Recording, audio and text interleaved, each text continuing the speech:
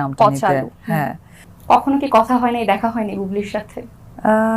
আসলে ওই নামটাই ধরতে চাই না সিরিয়াসলি, মানে ঈদের এত সুন্দর আচ্ছা ঠিক মুহূর্তকে আছে। একদমই অসুন্দর করতে চাই না। আচ্ছা। দেখো আপু, ওনাকে নিয়ে ওই মানে আমি পচা আলু বলেছি এবং ঘৃণা লাগে নামটা নিতে। পচালু। হ্যাঁ, তো ওই জায়গা থেকে ওনাকে নিয়ে কথা বলার কোনো ইচ্ছা নাই, কারণ কি ওনার কথা তো আমি যোগ্যই মনে করি না যে সেই জায়গা থেকে যুক্তিকতা আমি দিব।